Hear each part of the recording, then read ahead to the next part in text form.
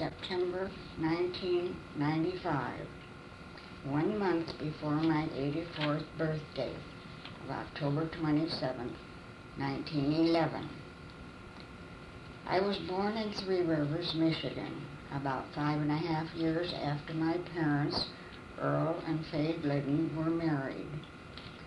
The story goes that Mother had a very long and hard delivery. The Pennsylvania Dutch nurse in attendance told the doctor if he didn't get her on a hard surface, there would be no baby.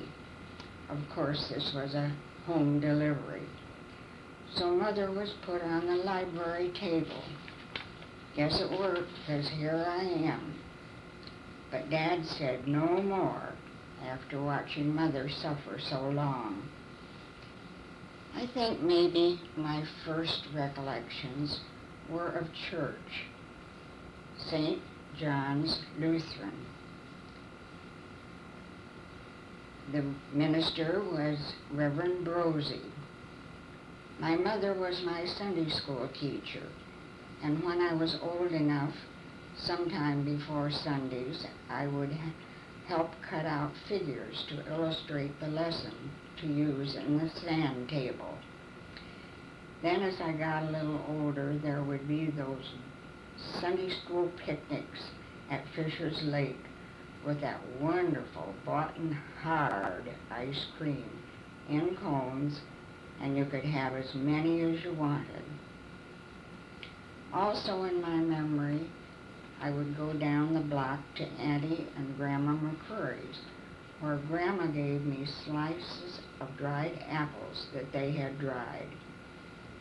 I didn't think I was running away, but Mother sure did the first couple of times, but after that she always knew where to find me. The rest of the household was Uncle Mac, Anne Marie, and Zoe, their daughters. I watched them make their own soap, and in the summer they did their washing outdoors in a tub with a washboard. We had some kind of a washer, but all I remember is wringing clothes on a manual wringer. On Sundays, Uncle Mac used to let me help him ring the church bell. He's the same Uncle Mac that I referred to on another tape about past Christmases. My friend Virginia and I would go to aid meetings and missionary meetings with our mothers. We were always the only children. I was raised with grown-ups. Even my birthday parties were with grown-ups. I remember vividly one night, a Thursday night prayer meeting, and the hymn was Stand Up for Jesus. And for some reason, Mr. East, the oldest person in the group, and I, the youngest, were the only two that stood up. Of course, people snickered, and I was so ashamed.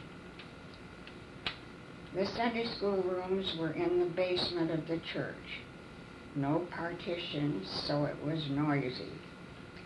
I can still see the light brown cork-like flooring and the furnace next to where the sand table was.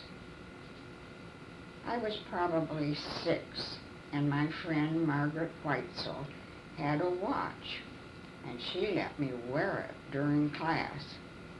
I probably didn't pay much attention to the lesson, but I already knew it. We would get little cards with religious scenes on them for attendance, and after so many, we'd get a bigger picture, which eventually led to a Bible. When the bell rang, we would all parade up a narrow staircase next to the wall, to the sanctuary, to the music of the orchestra, where my dad was playing the violin. A few years earlier, he played the drums. Most of us would join our parents for church service. Dad was on the council, Every Easter I was to speak a piece at sunrise service. Why me? Well, maybe because there was just one to get ready, and most families were bigger. No matter what the weather, I insisted and did take off my long winter underwear, much to the concern of my mother, who, when the weather was especially cold or rainy, was sure I would pay for it in later life. Then along the way, we went from long black stockings to a light tan for every day and white on Sundays, and it took a long time for me to feel comfortable in public with those on. As you can tell, my life was around church and later school, except some Saturday nights we three, Mom, Dad, and I, would walk to town, maybe 3/4 to a mile, rain, shine, or deep snow, and go to a jewelry store that had a glass enclosure for people to listen to records that they had for sale. And Dad nearly always bought one. Classical, of course. One night there was a fire in the store, and many records that weren't damaged went on sale, so we got some of those. Well, on Sunday night after church service, a group of my folks' friends would gather at our house and listen to records and eat popcorn and apples. Dan still has the Victrola that Dad so carefully picked out. He wasn't happy with the first one he had delivered, so he had to exchange it and have another one brought. Dad also liked movies, and Mom did too. After I saw a couple, I didn't, because there was always a fire or a car and train race. So on Saturday night, this was after we had a car, he would give me a nickel for a bag of popcorn, and I would sit in the back seat and watch the people go by. Lots of farmers and people greeting each other. I was terribly shy and had a hard time making myself get out of that car and go for that popcorn. I never liked to do things alone, and still don't. I guess because of my upbringing. John always said I was raised in a bushel basket. There was a spinster Auntie Wood in my life. She was quite old. When we lived on 8th Street, she lived catty corner from the back of our house across the garden area. I used to love to visit her in her dark house full of black horsehair furniture. I don't really know what the attraction was, but after we moved to Michigan City, we heard she had died while ironing, and it was several days before they found her, and I was very upset. I don't think she had any relatives. Uncle Leo, my mother's brother, and Aunt Fern's house, a bungalow that he had built, was across Broadway from Auntie Wood's. I was their ring bearer for their wedding in front of the stone fireplace. The story goes that Uncle Leo had planted some spirea bushes in front of the house, and I pulled them up, saying they looked like weeds and I didn't think they looked nice. Well, Uncle Leo took me by the arm and marched me over to Mother and said, "I didn't spank her, but you can if you want to." I don't know what happened, but I don't ever remember getting spanked. Guess I was able to go across streets because there were practically no cars and the roads were narrow and just dirt. I must have been about 5 when Dad bought his first car, a black Buick touring car. I actually don't remember riding in it early on, but I remember in the winter he would jack it up over a pit in the garage that was detached from the house and for some reason take the wheels off. big wooden spokes and small tires. In the pit, the folks stored apples. Somehow Mother fell in the pit once and really got hurt. Of course, the car was never driven in bad weather, even in the summer, but we did make trips to Kalamazoo. I was taken there to Gilmore Brothers department store to get my haircuts, and that is where my pictures were taken.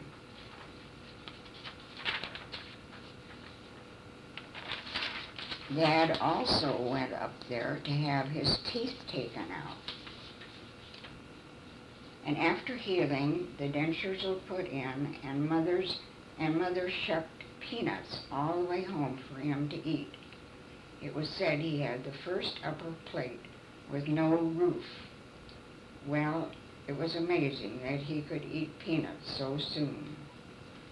Jumping ahead, while he was swimming in Lake Michigan, he coughed, lost his uppers, and never found them, and was never comfortable with the replacement. In the spring, all the neighbors would be out cultivating and planting gardens. I can't express how good that fresh air felt and smelled after being cooped up all winter. Neighbors greeted each other across lots like they hadn't seen each other in years. But a couple nice things happened in winter, too. Grandpa Pugsley, Mother's dad, would hitch up old Joe to the sled and come and get us for Thanksgiving and Christmas dinners. We always had turkey, and I think it must have been wild, as they were strong tasting, and I wasn't very fond of them. My grandparents lived on 6th Street, just south and west of us. Grandpa would let me drive old Joe, and I can remember saying, "Gee haw." However, I never knew what it meant and what the horse was going to do. Grandma kept men, roomers, and boarders, and she was a marvelous cook, especially pies. She had a good, big, black wood burning range, and with a well at one end for water, so there was always hot water, and a warming oven about eye level. Later she had an additional kerosene stove because it was faster. One of the boarders' name was Skeeter, and he always ate his pie first so he would be sure to have room. He gave me the record, "I'll take you home again, Kathleen," and always said he would be back to marry me when I grew up. I can remember Grandpa Pugsley. Grandpa Glidden had died before I was born.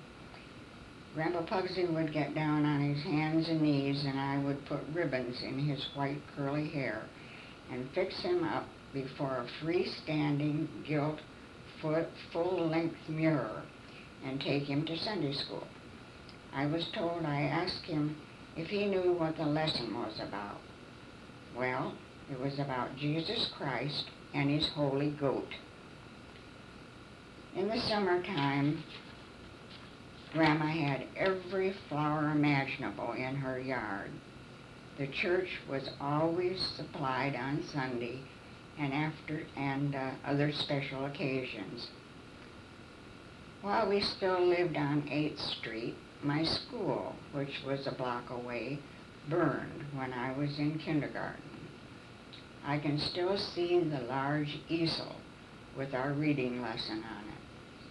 My teacher was Miss Jennerette. We had the fire drill, but we thought we were being kept out in the snow for a pretty long time.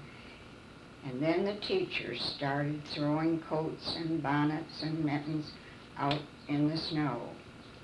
I can still see my teacher on the steps looking and looking for me so she could throw my black velvet trimmed with white fur coat, muff, and bonnet that Mother had made me right to me.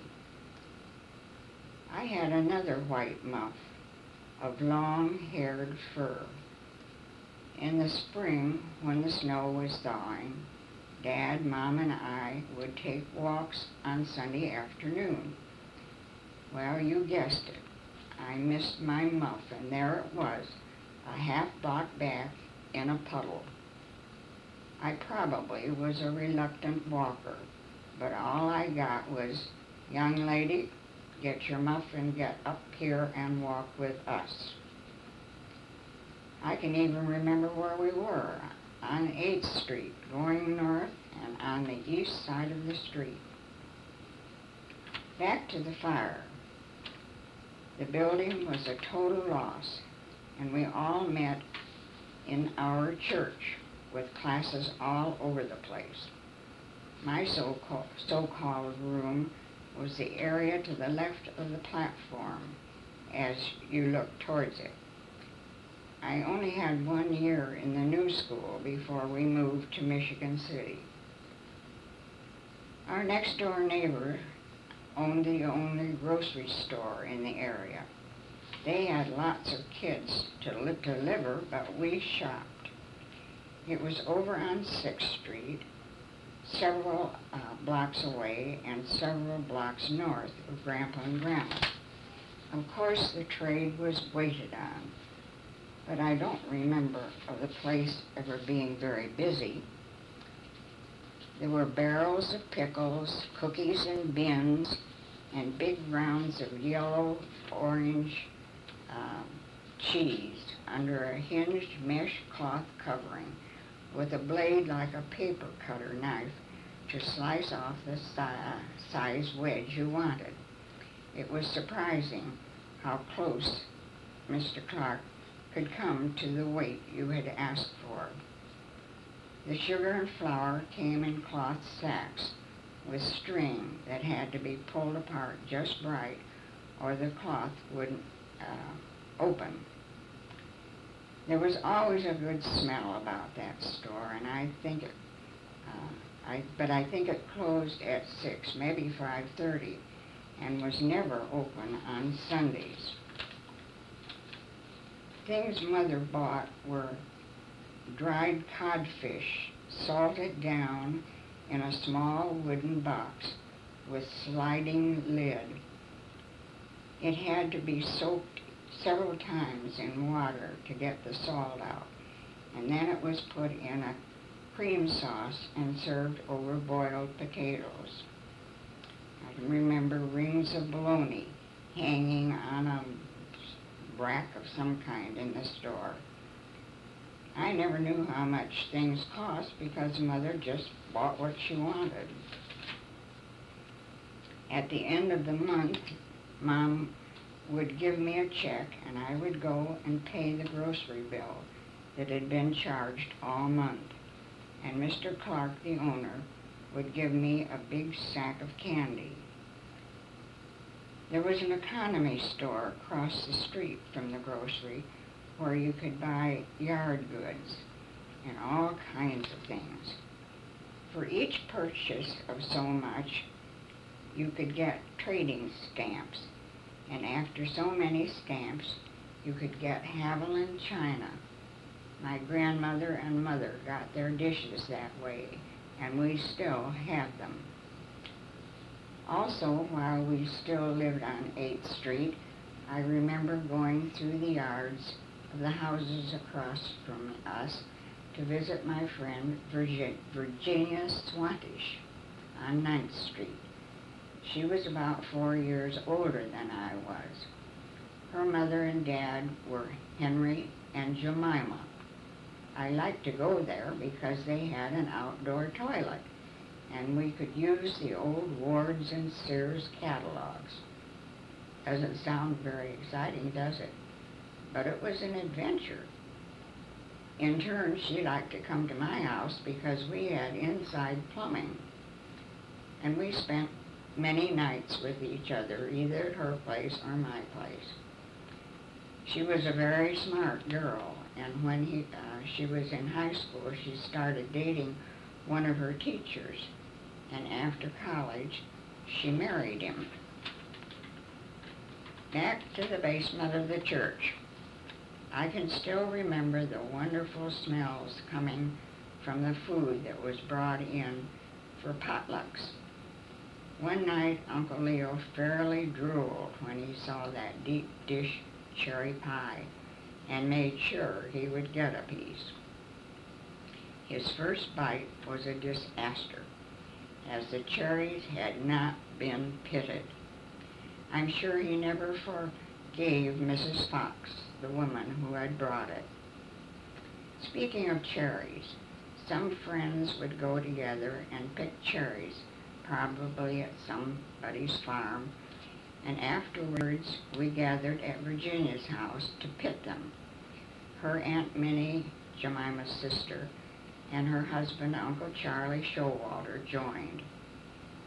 We used a substantial hairpin stuck in a cork to remove the pits.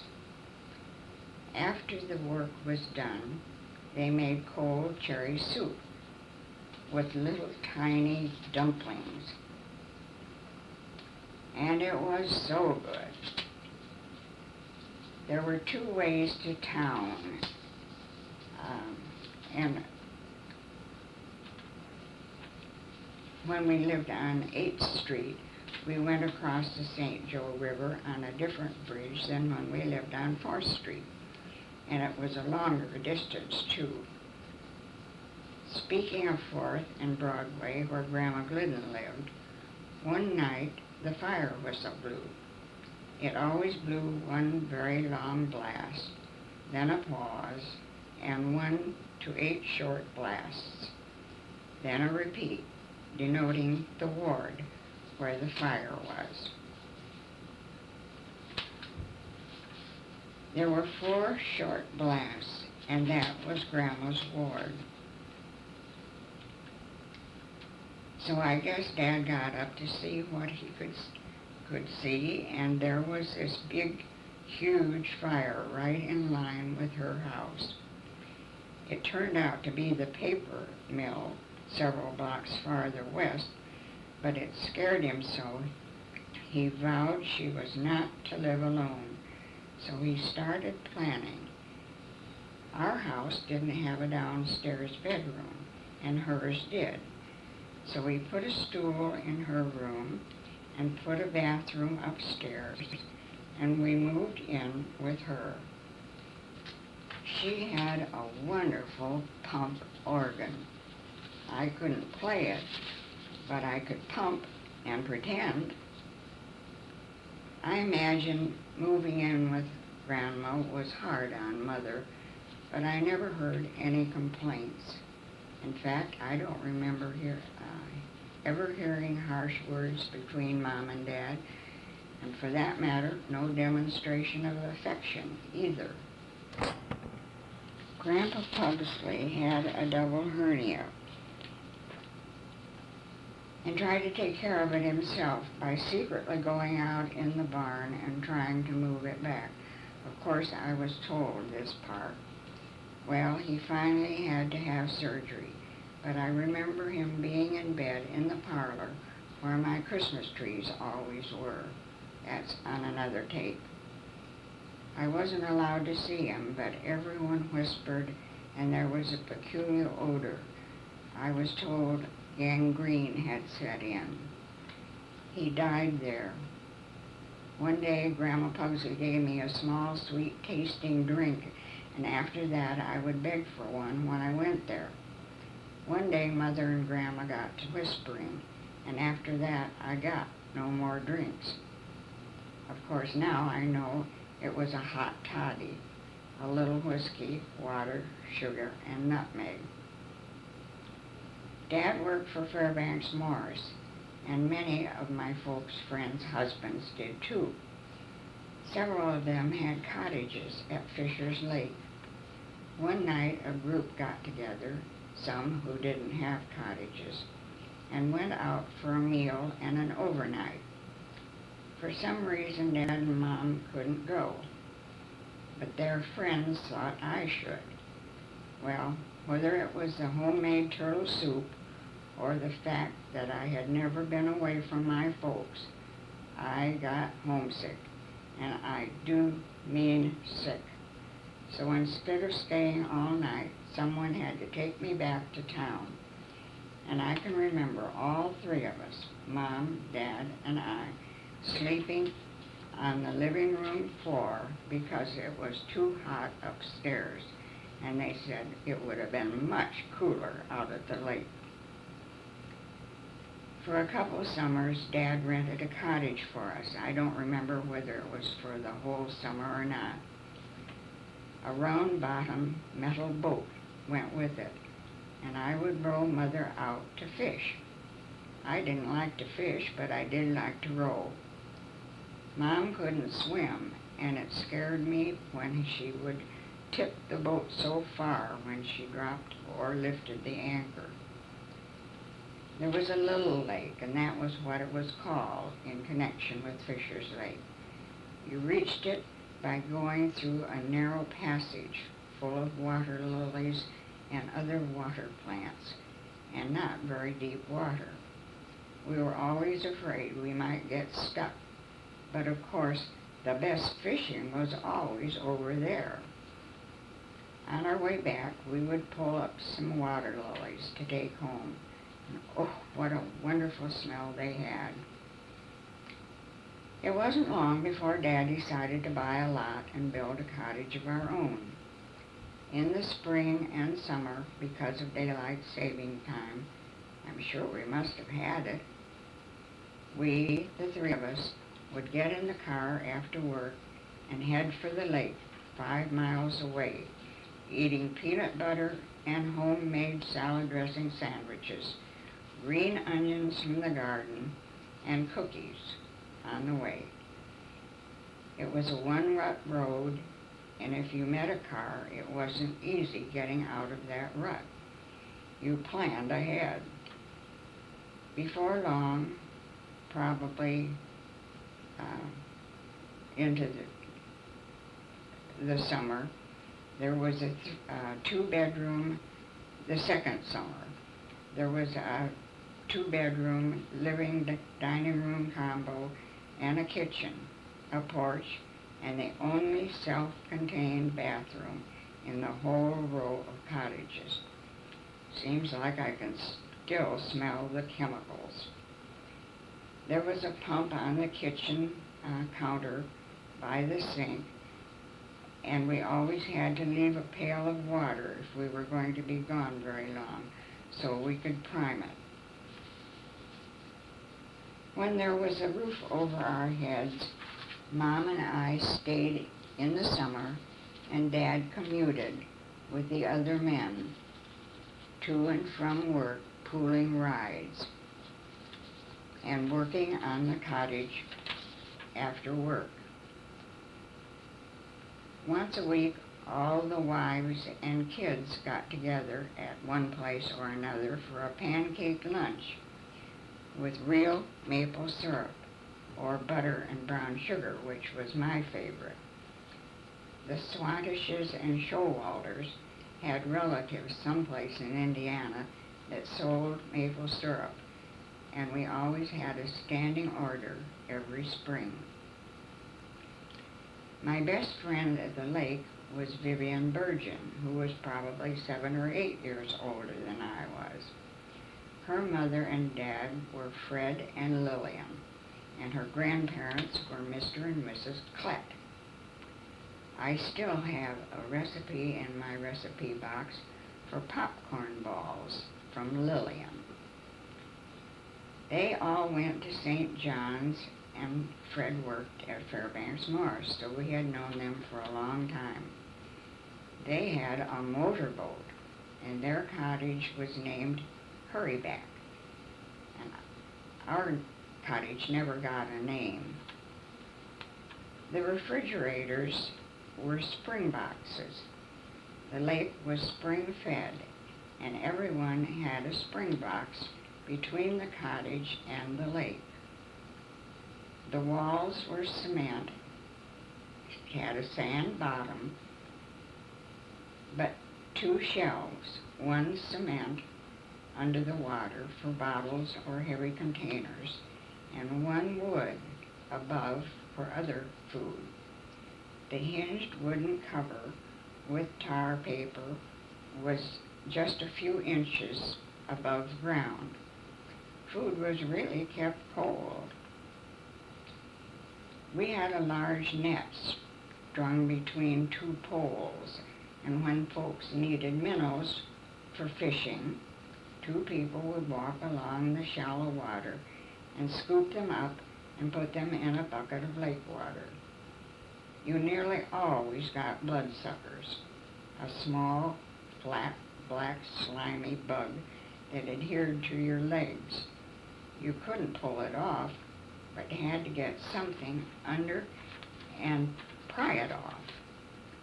Consequently, we didn't usually wade out to swim, but would go out in a boat and jump in. When I was 5, I was told, my dad took me out and threw me in, and that's how I learned to swim.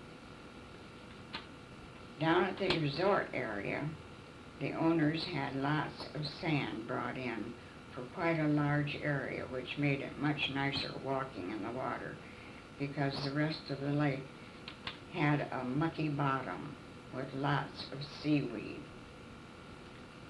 One night there was a big electrical and windstorm. I don't know what Dad thought was going to happen or what we were going to do, but I remember he had us sitting around the dining room table with our coats and hats on. One 4th of July, a group was out in front of Hurryback shooting off fireworks, Roman candles and skyrockets and firecrackers and sparklers, and I was barefooted, which of course was foolish. But I stepped on a live sparkler that someone had dropped. It stuck to my foot, and I had quite a long time getting rid of that burn and getting it healed. There was a red-headed man that lived not far from us at the lake, Mr. Gottschall, but everyone called him Mr. Rain-in-the-Face. Not in front of him, of course, but he had a rather large nose, and whenever you saw him walking, his head was tipped back with his face almost parallel to the sky, and folks said if it ever rained, he might drown. Speaking again of the resort area, once or twice a week, Vivian and I would have a dime apiece, and we would walk down there on a path between the cottages and the lake. It was about a block and a half, and we'd go to the little store for a bottle of pop. 5 cents for the pop and 5 cents deposit for the bottle. So after the first dime, we only needed a nickel. It was so hard to decide the flavor we wanted. They were all in this big tank of ice water, and they looked so inviting as we would lift them out of the water. No Coke or Pepsi, but I remember Green River, cream soda, strawberry root beer, ginger ale. There was a certain good smell, just its own, in that little wooden building, with candy and gum and things like that, with a large wood-hinged window opening. It wasn't always open during the week unless there were people in the park, but the owners would open it for us. The owners also supplied people with milk. In the evening, after milking, we would go to the porch of the farmhouse and pick up our milk in the containers we had left with them. Of course, it wasn't pasteurized, and it was rich with cream. I never drank milk and still don't, but Dad did. Before bed lots of nights, it was popcorn and milk, or Mom's sour cream sugar cookies and milk. On the subject of cookies, Mom was known by the neighborhood kids and the church kids for her cookies, which she always had on hand. The preacher's kids, Mary Betty, Harold, George, and Charles, always called her Auntie Grid because one of them apparently couldn't say good, and so they all said Auntie Grid. But they were sure they could sure make short of a plate full of cookies. By now, Reverend Bear was our preacher, and I remember Mama Bear, as she was called, would bring a basket full of socks to aid meetings and missionary meetings, and darn and never get to the bottom of that basket. When missionaries visited the church, they always stayed with us. One of them from Japan let me try on the tiny wooden shoes that the women with bound feet wore, and also the kimonos, and I would display them or wear them at the meetings at whatever she was to attend.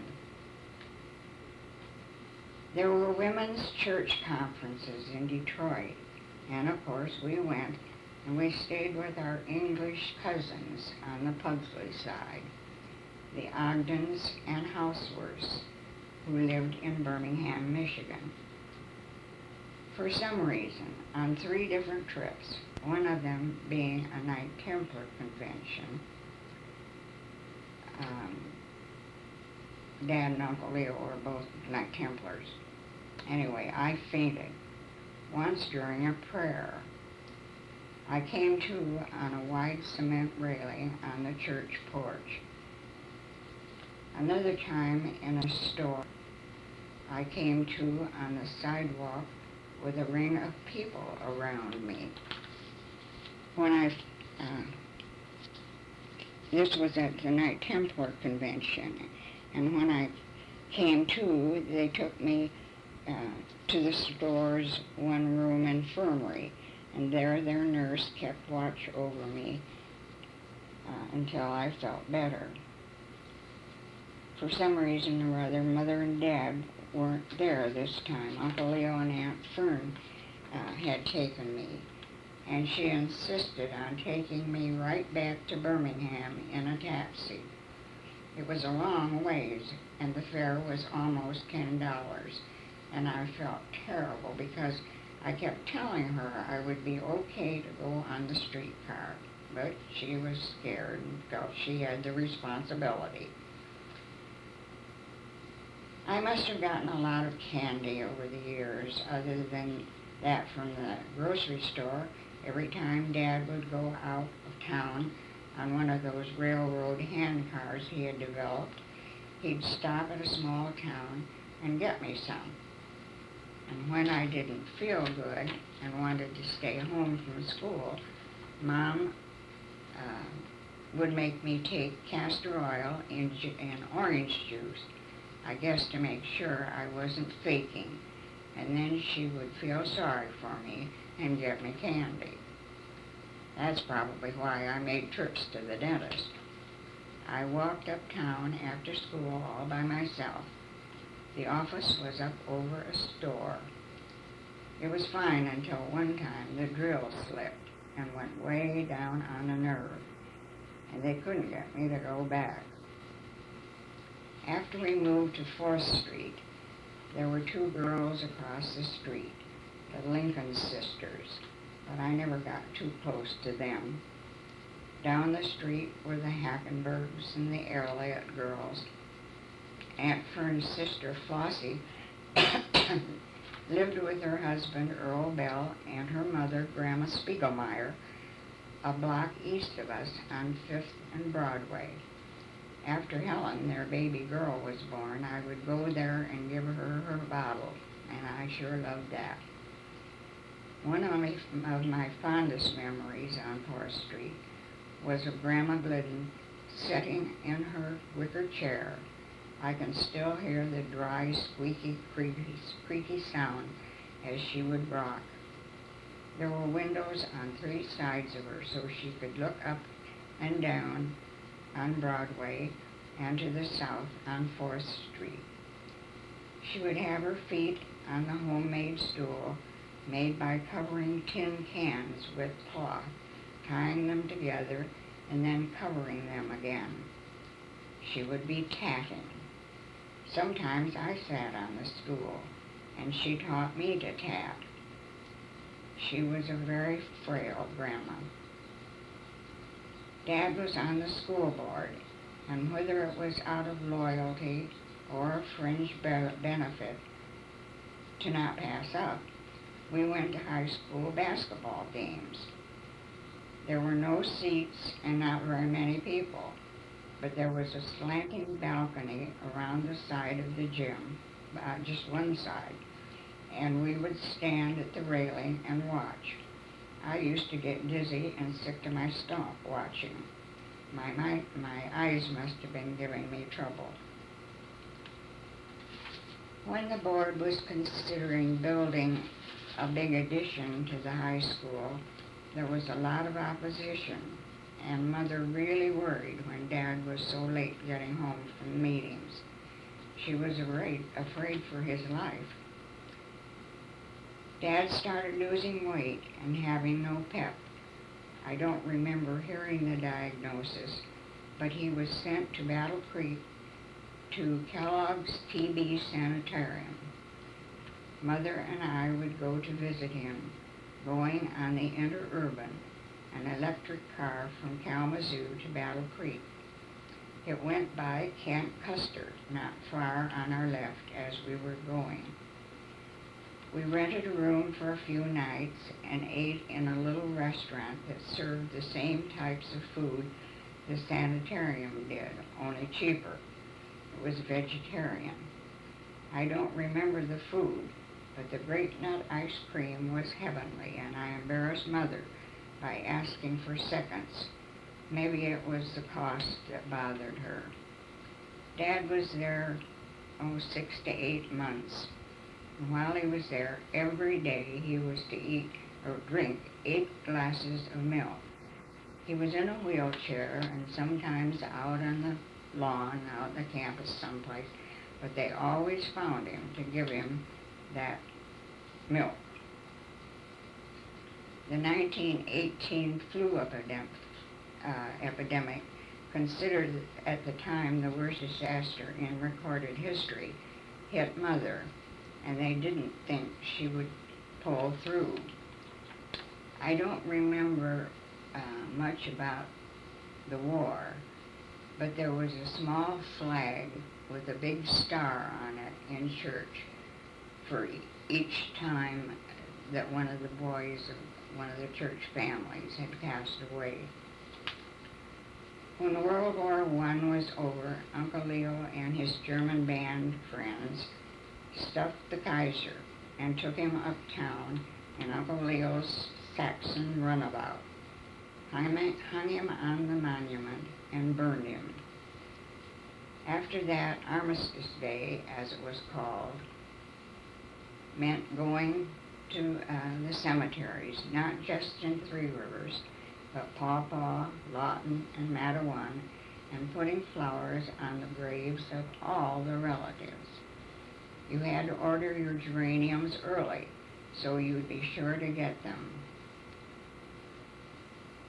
Even when we went to Michigan City, Dad or Mother would call back and have Uncle Leo order the geraniums for them, so that when we would get there, we would have the ones to use.